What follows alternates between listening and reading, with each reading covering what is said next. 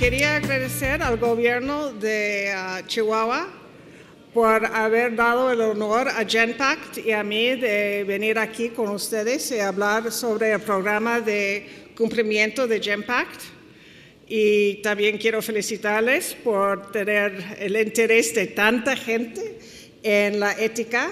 Y también al final quería apologize porque mi español no es suficiente para hacer el programa en español, así que voy a cambiar al inglés, si me disculpen. Well, I don't know how many of you had the pleasure of listening to Kim Wright of Johnson Controls yesterday discussing Johnson Controls' ethics program. I think most of you were able to be here today for the gentleman from Cardinal Health talking to you about his. And now you're going to hear about a third international company and how they bring the filosofía moral de la ética into real life. How we make sure that we as a company do the right thing and are a good company. To give you a little bit more background on Genpect, all right, we have some wonderful slides that are, if you go to the next slide, you'll see how we present ourselves to the world. We're listed on the New York Stock Exchange. We're a global leader in business process management and technology services, which means that if you are a very large company and you want to focus on what makes your company great, you can give us your telephone center to handle. You can give us your accounting to do. If you're not quite sure how, if you're a hospital, to make your emergency room more efficient, you can ask Genpect to come in and do a study and analyze how to make it more efficient. And then if you want us to, we will stay and we will implement that. And if you want us to, we will stay and run it for you. We offer, if you turn to the next page, to the next slide, you'll see that we are all over the world. The sun does not set on Genpect. I have the pleasure at any hour of the day, whether it is at 8 o'clock in the morning, 8 o'clock at night, or 3 o'clock in the morning, of turning on my BlackBerry and reading messages that will have arrived since the last time I looked at my BlackBerry. We are, keep on the prior slide for just a moment. We have operating centers in 20 countries. We have delivery centers, 74 different delivery centers. We can work for our clients in 30 different languages, and we have over 58,000 employees. If you look at the lower left, you'll see just how much we've grown, both geographically and in terms of our operating centers. We have service an enormous number of clients in a lot of countries. If you, stay on this slide. We're a fairly young company. We started as part of General Electric, and they spun us off in 2005. So we try to maintain some of the strong ethical foundation that GE gave us with their code of ethics called Spirit and Letter, which is intended to show that you follow not just the letter of the law, but also the spirit behind it. We became listed on the New York Stock Exchange in 2007, and you can see just how well we have grown. You can see in this slide how we think of ourselves and just how many, many different things we do. And I'm telling you all this because I want you to see what our challenges are as compared to Cardinal Health or Johnson Controls in devising an ethical program and a program of communication that will speak to our employees. So Cardinal Health, one of their principal concerns, of course, is that they're in the medical area, they make healthcare products. In the worst case, if someone does not have good business ethics, if someone does not follow their compliance programs, someone could, in the worst case, die. In Johnson Controls, makes very high technology controls. Again, if something fails, there can be a real effect on human beings. For us, we provide services in many, many different areas. So we have many more different people that we need to speak to who do many more different kinds of things, but we're a service company. All right, so if you turn, these are our key challenges that we are facing in creating a culture of integrity and convincing all of our employees to be in the same page and do the same things. First, as you saw, we have employees from all over the world. Many different cultures, many different countries, many different languages, and many different skill levels. They're coming from different businesses. Some of them do healthcare support, some of them do accounting support, some of them do IT support, and hundreds of other processes. We have a large number of new hires every year that we have to bring onto our program. That's both because of the growth that you saw on the previous slide and because at certain levels we have fairly high attrition with perhaps 20% turnover each year. We also grow not only through our own work, but we grow through acquisitions. So the new companies that we acquire as part of our due diligence process, we will check, are they an ethical company? Do they have a compliance program? Are they following the laws and regulations? Do they have processes and procedures in place? But we also, when they come on board, want to bring them into our programs and our ideas. Now, another issue that we have that I'm not sure the other companies have is we have a lot of new people within the company that come on board every year that are just graduating from college. So they have no previous business experience to fall back on. The other issue with the new college graduates is that many of them come from families where they are the first person to have gone to college. I have a great benefit when I started my first job because I came from a family where my parents both went to university. And my father put on a suit every morning and he went to work. And by living in that kind of home with that kind of atmosphere, I just naturally absorbed certain values and certain attitudes, like the importance of being on time in the morning, the importance of not taking personal phone calls at the office, very small things that perhaps a lot of our employees who are the first in their generation to have that kind of job have to be told or have to learn it when they come onto the job. They haven't gotten it at their home or they may not have gotten it at their university. And then the final issue that faces us, because we're a very high-tech company, we do a lot of IT work, we do a lot of work in communications, is that the world is constantly changing for us, perhaps even more so than for some companies. So we have to constantly be adapting to changes in our industry, in the world, and in the law. And so the way that we handle this is by constantly communicating to people what our expectations are, what the rules are, what they need to do. So if you turn to the next slide, how are we handling those challenges in a more detailed way?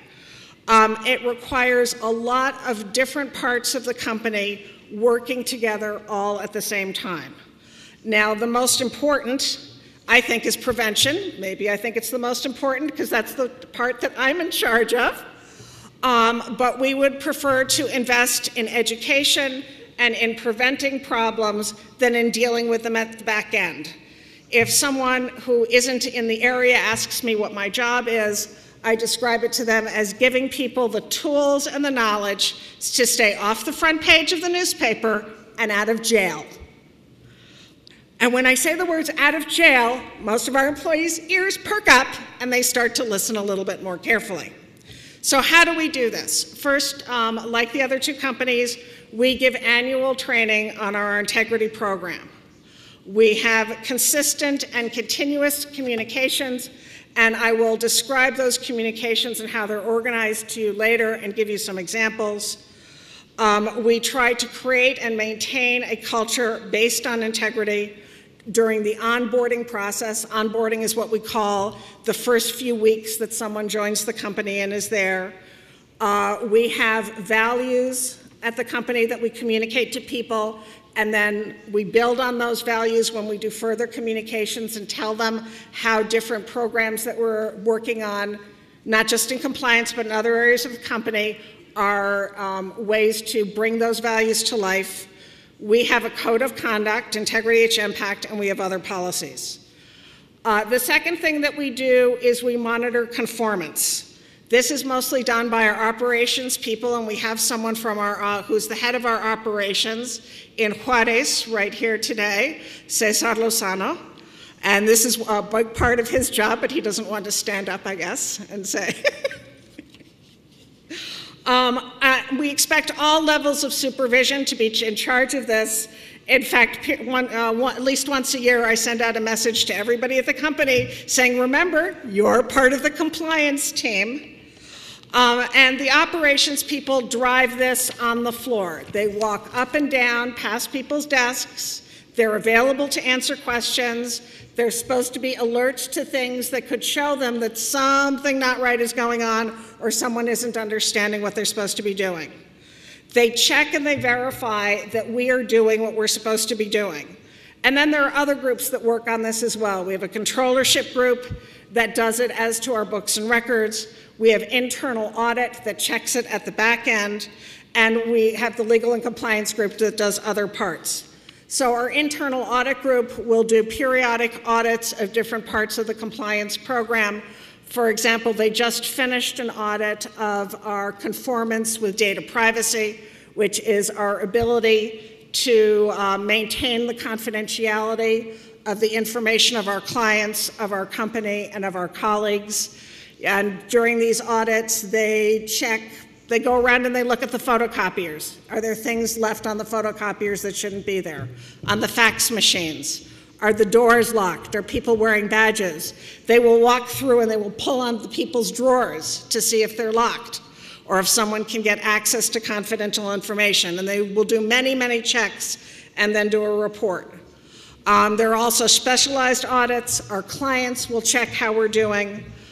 We do an annual compliance risk assessment, which I will talk about in more detail later.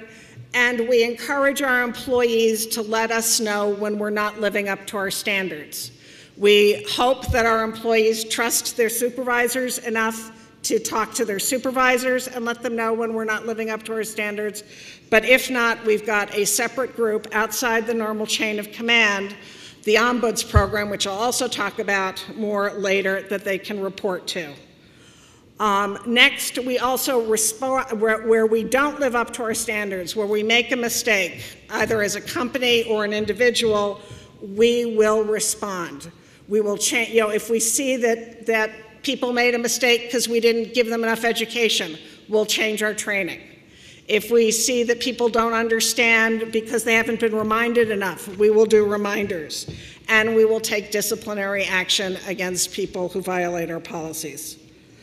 Again, and I put this as a separate point because this is very, very vital. We want to be a company that is open to self-correction. We want every single employee in the company to feel ownership of us being a great company, that hopefully we teach management that when someone comes to them with a problem, comes to them and says, we made a mistake, that the first words out of the manager's mouth will be, thank you. Thank you for letting me know. Thank you for caring about Genpect. Thank you for caring about compliance, and then go on to correct the problem. But again, if the manager isn't so good at this, we have the Ombuds program. If you'll turn to the Genpect values, these are our 6 values, but you will see that the introduction to the values is that we are based on a foundation of unyielding integrity. And just like the foundation for your home, if the foundation is not strong, if the foundation is not secure, we know that as a company, we will become weak. And because we are a service company, where people come to us with their business because they trust us to take care of it the way that they would take care of it, we know that if we don't maintain that foundation strong, we may not be in business in the future. All right, so if you turn to the next page, we have our Code of Conduct, Integrity at Genpect. This is given to all employees as a part of our onboarding. We also give everyone training on integrity at Genpect, and we are constantly communicating it and referring to it. It's on our company intranet. It is translated into all of the languages that we do business. And it covers 9 principal areas of integrity, some of which are mandated by US law, so you will see that there is an overlap between what we cover and what you heard from, from the other 2 companies. Data privacy, maintaining the confidentiality of information, is one of our most important areas, and that's covered in our code. Conflicts of interest, how to deal with the situation where you may be perceived or you may have a personal interest in something that you also have a business interest in handling. For example, if your relative applied for a job in your group. Intellectual property, how do we protect our copyrights, our patents in the way that in our new processes, our smart enterprise processes. Improper payments, we are subject not just to the Foreign Corrupt Practices Act, the US law, we're also subject to a UK law, the UK Anti-Bribery Act. Both of these countries apply their laws to activities that take place outside of their countries, but frankly, every country in the world prohibits employees from giving bribes and from taking bribes. Another policy is controllership, making sure our books and records are accurate at every single level, from someone's timesheet, where they say that they came in at this time and they left at this time, to the financial statements that we file with the New York Stock Exchange. Everything from top to bottom has to be accurate. Fair employment practices, and these policies govern treating our employees with respect, making decisions based upon the merits, upon someone's skill sets, upon their language ability, upon their other abilities, and not about extraneous issues, such as are they male or are they female? Are they old or are they young? What is their religion? What is their national origin? No, we want to make sure we are making our decisions based on the merits. And finally, safe work environment, that when people come into work, they don't have to worry about coming home from work ill or injured, but that they're safe at the office. If you turn to the next slide on our training, we do a lot of training at the time of hire. We require that all our new employees receive this training, I think, within the first 30 days, not only in our code of conduct, but also 2 specialized trainings, one on data privacy, because it's our biggest concern, and the second on information security, where we teach them how to avoid people tricking them into giving up information, whether it's company information or their personal information, and for people in the accounting areas or people who work in logistics, people who work with the government who may be, shall we say, subject to the temptation of making life easier by paying a bribe. We teach them about anti-corruption, and we ask that these trainings be renewed annually. We also have process-specific training for people who work in areas that have particular regulations. So people who work in healthcare processes, that work with United States clients, get training in the Health Insurance Portability Act, which requires that we protect healthcare information.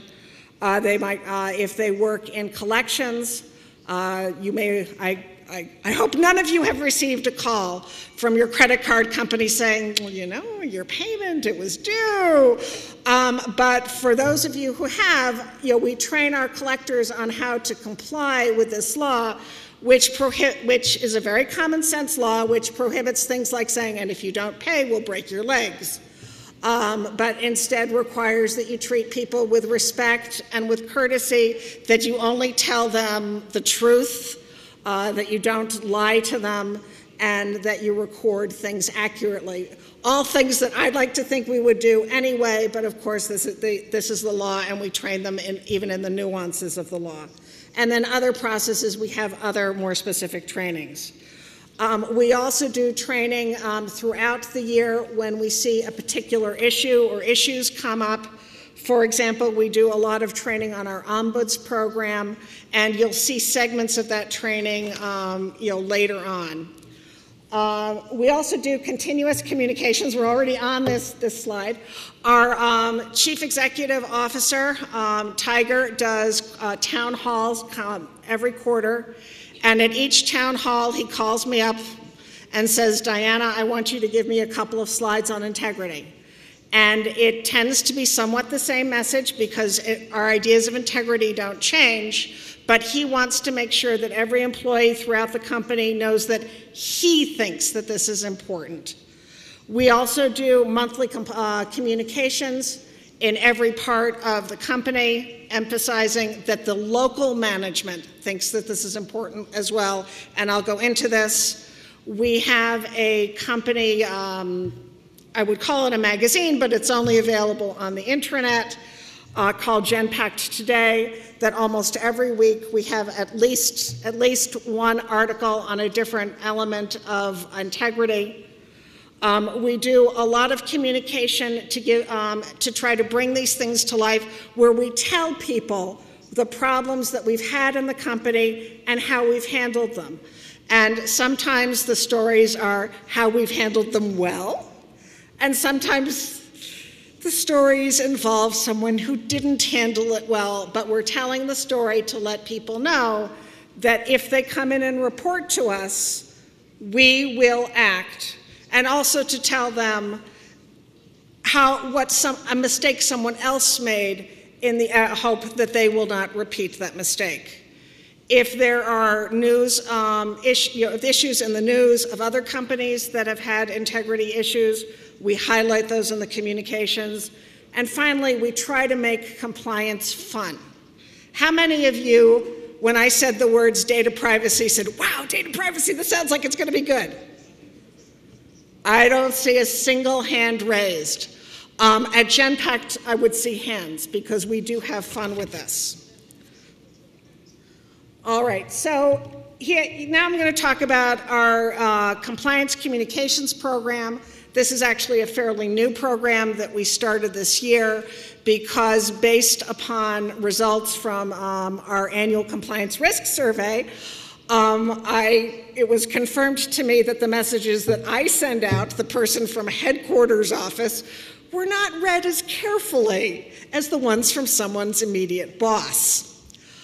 So we decided to make the messages from people's immediate bosses, because the one way to convince someone that something is important to Genpect, to the company, is for their supervisor, the person who controls their future, their compensation, their bonus, to say, this is important to me, and therefore it should be important to you if you want better compensation, a better bonus, and a better future.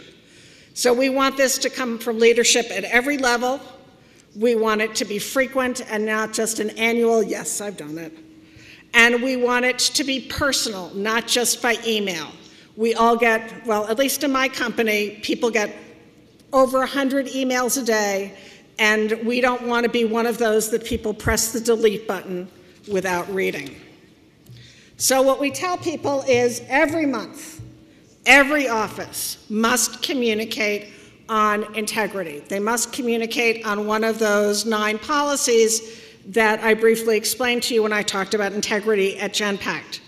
They must talk about our ombuds program and how it's important to us that they tell us when we're making a mistake.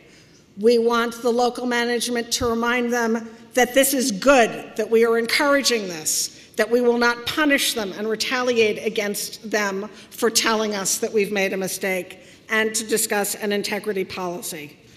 And sometimes we have to emphasize to them that it has to be an integrity policy and not the policy, say, against eating lunch at your desk or keeping the door locked.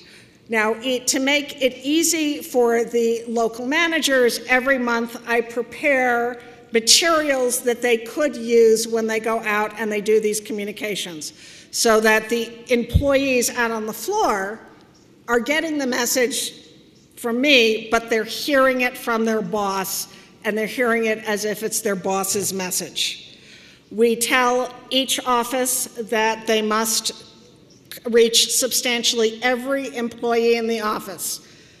We know people will be on vacation. We know people will be in the bathroom. We know people will be, outside for a day. But the goal is every single employee in the office. And if they don't hit 80%, they don't get marked green on the reports to the president for that month. We also tell them it has to be in person. They can't just copy and paste what I've written, put it in an email, and send it out. They have to show their people they care enough about it that they talk about it. And there are various methods that we suggest to people on how they do it. They can do it in a town hall, which is a big meeting like this one. They can do it in a manager's meeting and then have the manager, at the bigger offices, and then have the managers cascade it to their direct reports, then cascade it farther until they reach everyone. They can do it in a telephone call. Some of our offices have a lot of people that work from home or work from clients' offices or otherwise work remotely. Or another thing that we do in many of our operations is daily floor walks or huddles, where the day will either start or finish with the manager talking to their people about issues that came up that day, and in one of those during the month, we ask them to talk about a compliance issue. We also send out emails to employees about how we have handled integrity concerns, and these are quotations from emails that I have sent out to everyone and that I also get posted in our magazine. So the first one is someone who handled a challenge in a great way. She worked in our procurement department, and they had asked for a bid from several vendors, and she opened up the bid package from one vendor, and inside the bid package was a scarf. The scarf apparently had a fair market price of $2,000. Now, I would have really liked to have seen a picture of this scarf. But she didn't send a picture. She just took the scarf to her boss and said, "What do I do?" And there were a number of things that they could have done. At a minimum, they needed to send the scarf back, which they did. They also disqualified the vendor, so that hopefully that will teach vendors in the future, at least at this office, that Genpect does not respond to bribes. We also highlight to our people that we have controls in place to catch them if they violate the rules, that those controls work fairly quickly, and that they will not benefit from bending the rules. So that's our third example here, where someone wanted to earn a little bit more bonus, so they falsified the records of what they had done at work. It was caught the next day, and the employee was terminated. And one message we give all of our employees is that if you make a mistake on performance, if you're not working quite as fast as we'd like, if you make a genuine error, we give second chances. On a lot of things, we give third chances and fourth chances, especially when someone is new and they're moving up the learning curve. But on areas of basic honesty, integrity, we don't give second chances. We have zero tolerance for lying, cheating, and stealing. And so this employee was terminated. And then the second example of someone who was very alert to a potential data breach. Not really a data breach, but putting data at risk, where we had a client who was going on vacation, and she was so enthusiastic about her job, she wanted to work on her job even on vacation, but she didn't want to take her company computer. So she gave our people her private email account and said, "Please send me things while I'm on vacation." And our person said, this private email account is not secure. If I send this woman information via her private email account, it may be hacked. There may be a problem with it, and then I will be responsible for putting at risk the information of hundreds or thousands of people.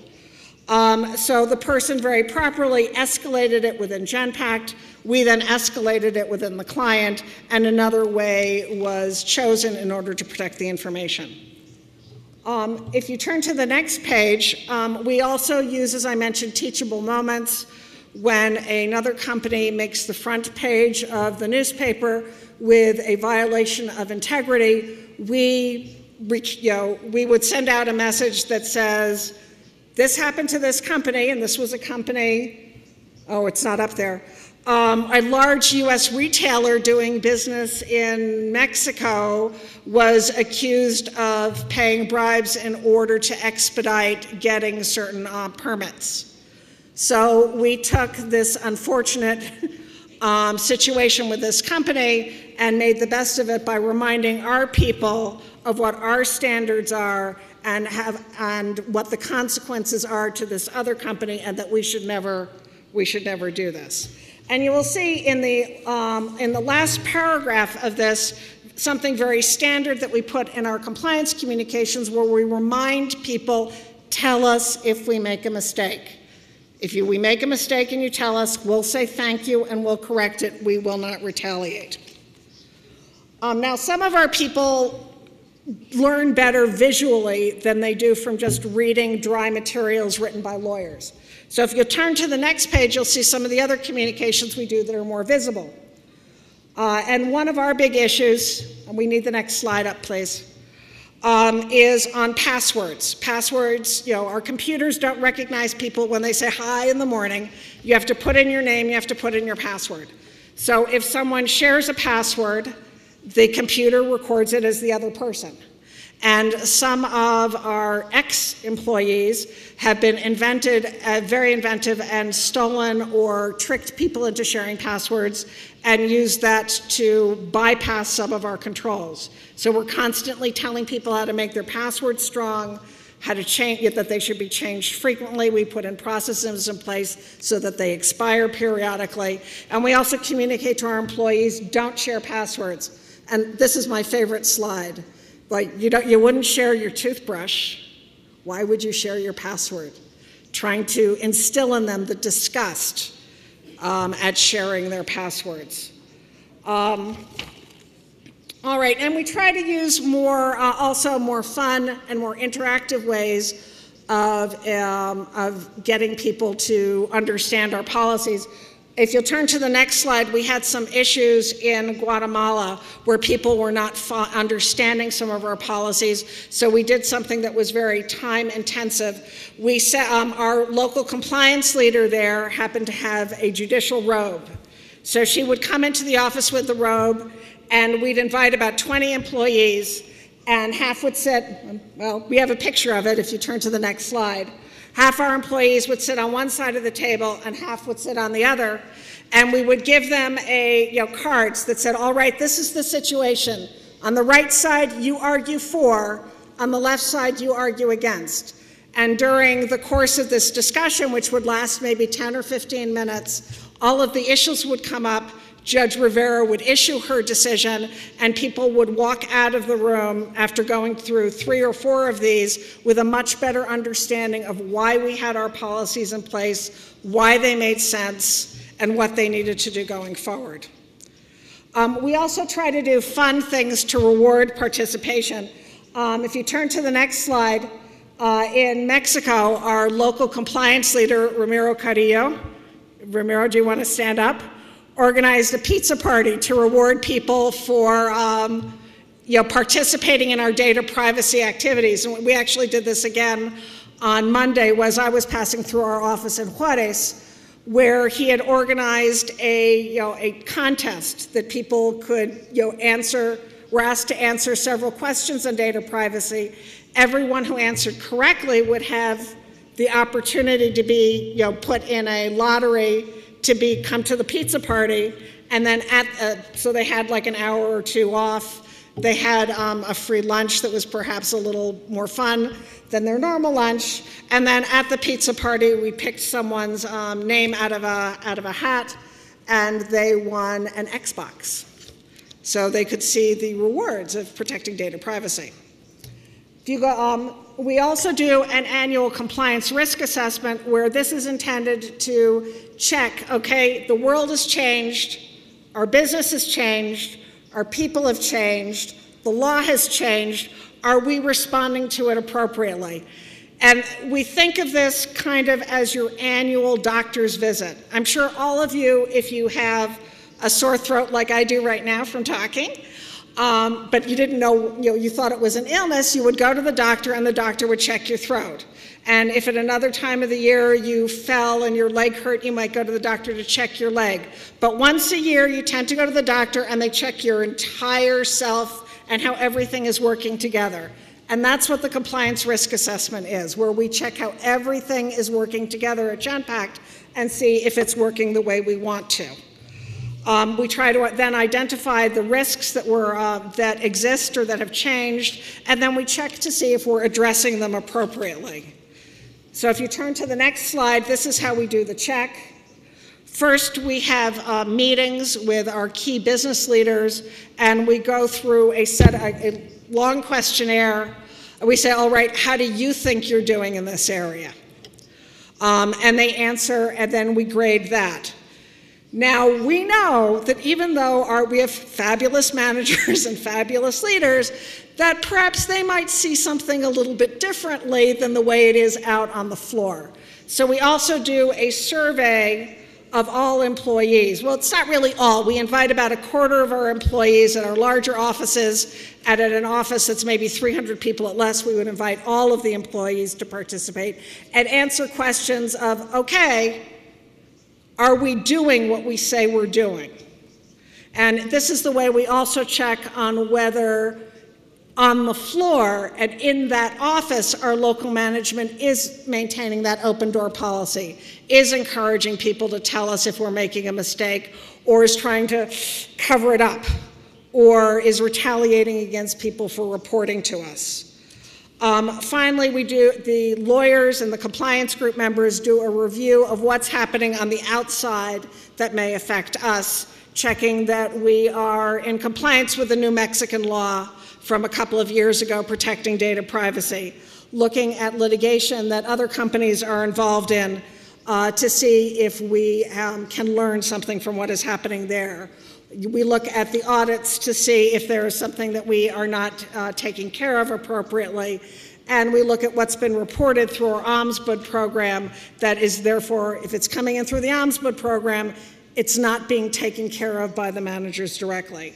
We then take all of this data, and it's a major effort, and we do a report to the local area that is in charge of the group, and then they would coordinate everything and do a report to our CAO. And the report would have to include not just the areas where they've fallen short, but what they're going to do to get themselves back where we want them to be. And then we monitor their compliance with those new programs. All right, if you could turn to the next slide on our Ombuds program. All right, I said that we try to maintain an open door. We try to encourage people to report to their direct manager or to a higher level of management, but we recognize that sometimes the problem is with the manager, or sometimes people don't trust their manager for other reasons. So we offer the Ombuds Network, which is an alternative way to raise integrity concerns, and it's intended to cover only the policies that are covered in our Code of Conduct. It is intended to be in accordance with our prohibition against retaliation. So in the one case in the past few years where someone reported an issue to the Ombuds program and the person they reported attempted to retaliate against that person's termination was recommended just for the retaliation, although he had also done the other thing, so that was also recommended for the substantive violation reported. We provide answers, the Ombuds Network, to integrity issues. The Ombuds either investigate or find someone to investigate the complaint to see if the complaint is justified, because not all of the complaints that come in are justified. They make sure they tell the employee when the case is closed and in general what happened. And this is a program we feel that helps us comply with the laws. I administer the program. We report on it, or everyone reports on it to me quarterly, so I'm still getting in the reports from the third quarter as we speak. And I look at the reports, but I also talk to the compliance leaders, local compliance leaders, once a week or once every 2 weeks, so that I want to see if there are patterns. If we have one sexual harassment case in an office, that's one bad actor. If we have a second one a week or a month or 2 months later, that means that maybe we're also at fault, or we need to at least look at it as to whether we've done adequate training, we've done adequate communications, people are really understanding that we're serious about it. All right, and we do regular communications on the Ombuds program. Here's one, you get to see Ramiro's picture. I took the one from Mexico. We have 3 ombuds for our office in Juarez that has about 1,000 people in it. And in addition, we have a ombuds hotline that responds to all concerns worldwide. If people don't want to respond to their local ombudsperson or are too lazy to look up who their local ombudsperson is, that line forwards to me. And some weeks I may get 10 concerns on this hotline. Some weeks I might get only 1 or 2. We outline the steps in our ombuds process. We tell people, this is how we will handle things. If it comes in, first we look at it as an integrity issue, or is it a non-integrity issue? Frankly, most of the issues that come in relate to human resources issues. My manager is not being nice to me. I'm being asked to do more than I think I'm capable of doing. I got one yesterday about someone who was working on a process where the process ended and she wanted another job in another part of Genpect. I wrote back to her and said, okay, tell me where you are. I'll try to find out the right person for you to write to, but it's not me. So these are the steps in the ombuds process that we go through for all of the claims that come in. If you turn to the next slide, which where we tell our employees what we expect from them in this area, we tell employees that it is their obligation to tell us if we're making a mistake. If they see something, they need to say something. Now, frankly, this one we really haven't been punishing people for if they were aware of something and they did not report it. We just talked to them about it. I got a message from someone in one office that said our manager asked us to give her our passwords. She asked our entire 9-person group. And I wrote her back and said, thank you, we investigated it. But one of my questions are, why did I only get 1 complaint about this?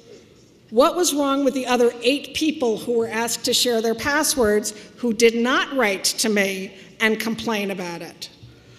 The one person that we did punish for not reporting was someone who witnessed a very unsafe and unbelievably stupid act. There were 2 employees who went out to a company parking lot. There was a car in the parking lot that looked like it had been abandoned. One of the employees had an air gun, and he used the car for target practice. I can hear someone laughing. I wasn't sure whether I should laugh or cry when I read this. And obviously the gentleman who endangered people who were in the area by using a gun was dismissed, and the other gentleman was reprimanded for not either stopping his friend or coming into the office and saying, there's something happening here that you need to do something about. We tell people that we prefer that they go to their supervisor or higher level of management, but this is so important that we know what we're doing wrong, that we give them a lot of different avenues, including the ombuds, including the email hotline. Now, in many locations, we have an ombuds box where someone can write it up, put it in the box. We're not sure whether we'll be keeping those long term because we've become so internet-oriented and email-oriented that people are using the box less and less. So at some point, they will no longer be useful. We encourage people to sign their names because then we can ask them questions, and frankly, giving your name gives it more validity. But this is important enough that we will act upon anonymous complaints if there is enough there to start on. So if we get a message that says there's something rotten in Genpect, oh my God, 24 countries, 78 offices, where do we start? How many things could go wrong? We would not investigate that. But if someone writes in and says, this vendor is giving kickbacks to this person in the company, we have more than enough to start on, and we would investigate.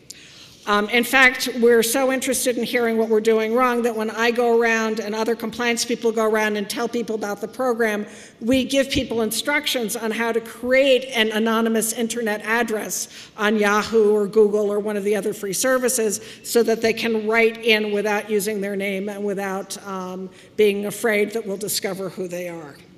But we do remind people about our no retaliation policy and encourage them to ask us questions rather than to make a wrong decision.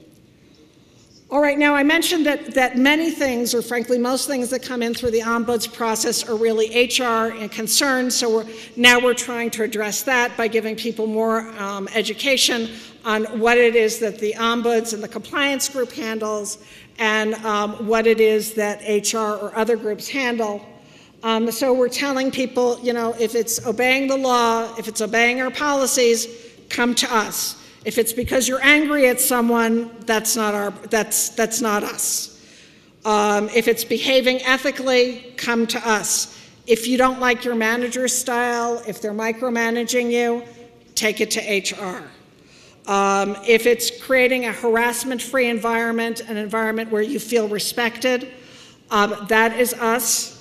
If it is relationships between people outside of Genpect, it's not us. And if it's reporting results accurately, it's us. If it's, you wanted a higher bonus, that's not us.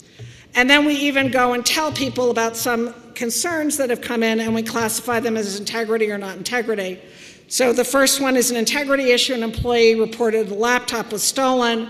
We investigated, and we found that the employee hadn't mentioned that it was the employee who stole the laptop and had sold it. That was an integrity issue. The employee was terminated.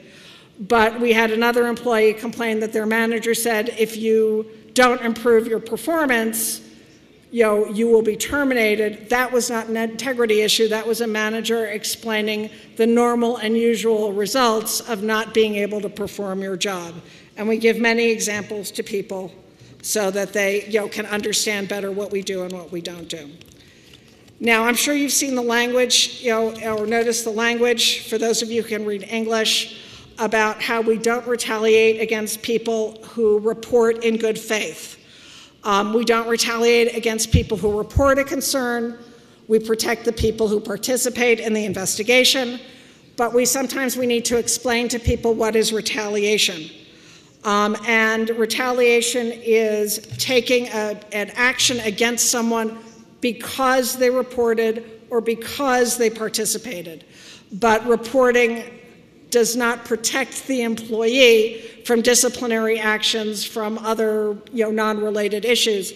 It may actually delay the disciplinary action for a day or two because the local compliance person or ombuds will take a second look at it to make sure it really is because of the unrelated issue. But normal disciplinary action is not retaliation. And we give people examples of what would be retaliation and what would not be. And we also tell people that we protect against retaliation for people who report in good faith. And that sometimes makes people nervous because they know that maybe, what they're reporting, after investigation may turn out not to be a problem. What we tell people is a good faith report is something that is accurate to the best of your knowledge, but the reason we do an investigation is because your knowledge may be imperfect. So it may be, and we understand this, that after we investigate, it turns out there's not a problem because of other factors that the employee didn't know. Or sometimes we do an investigation and find out it's a bigger problem, that the employee only started part of it, and then we're even more thankful to the employee for reporting. But those situations are reporting in good faith. Reporting in bad faith is making something up to get someone in trouble. This is only, frankly, in my over 30 years as a lawyer, I've only seen it once.